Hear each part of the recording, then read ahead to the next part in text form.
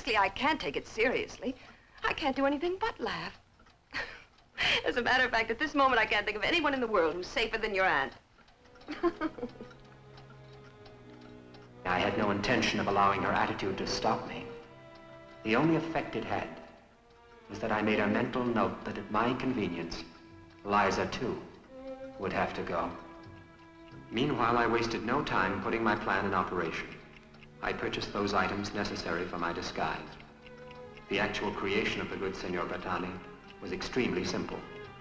I had only to use my purchases skillfully.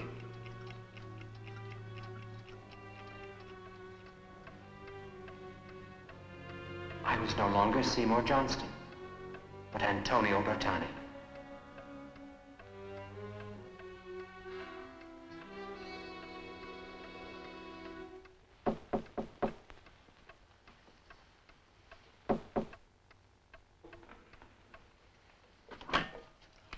Mr. Bertani? Yes? I'm your neighbor, Mr. What do you want? I'm soliciting funds for our new church organ. I don't give to any churches. Oh, I'm sorry. And what's more, I don't like to be bothered. You can tell that to your friends. Well, really? And don't let it happen again. I had no doubt as to how she would describe Senor Bertani when the police finally traced him there. I made the same impression on other neighbors during the weekends I spent in that ghastly little apartment during the summer. Then with this last purchase in Bertani's name, I was ready. The plan was complete, but for the final act, the murder of my aunt.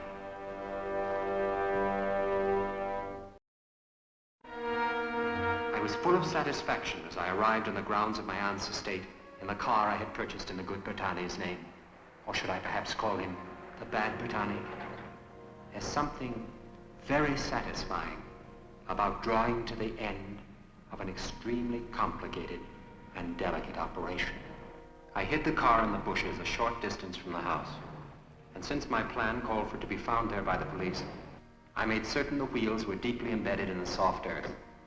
Then I walked the rest of the way to the house. The evening went as usual with an endless lecture of my failings. In a way, I was glad of this, for it reaffirmed the rightness of what she was forcing me to do.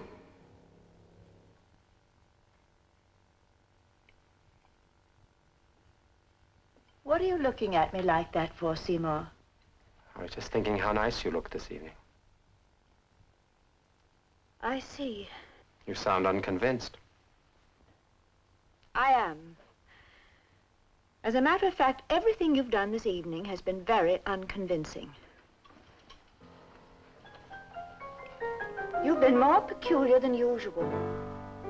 Here, I thought I'd been particularly charming. You have been trying to be. Trying? Yes? You're the most exasperating woman I've ever known. I don't know why I put up with you.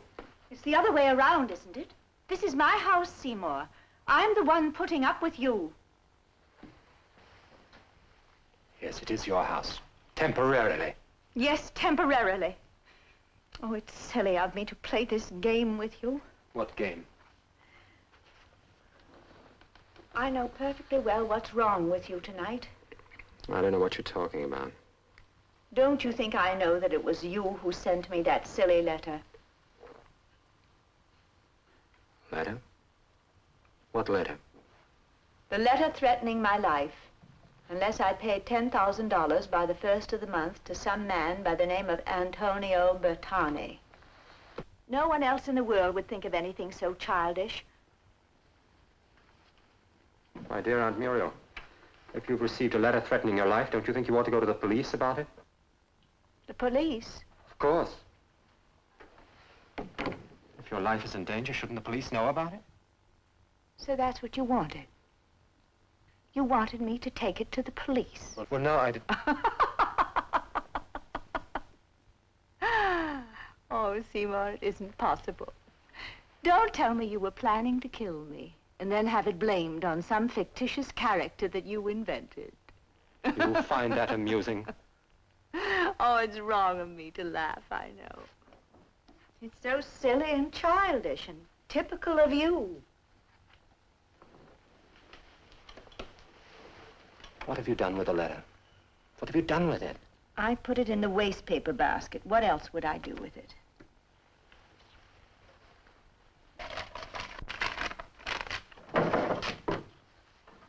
Now, what are you doing? Shut the desk drawer. This has gone far enough. That's right. So it has. You're right, I did send that letter. And I did want you to turn it into the police. Because it'll be just as well if they find it in that drawer. It will serve as a motive. You don't have to worry about paying up by the 1st of the month. Don't worry. You won't be overdue. Now, put that thing down, Seymour. You might hurt yourself. Dear Aunt Muriel. Always so concerned with other people's welfare.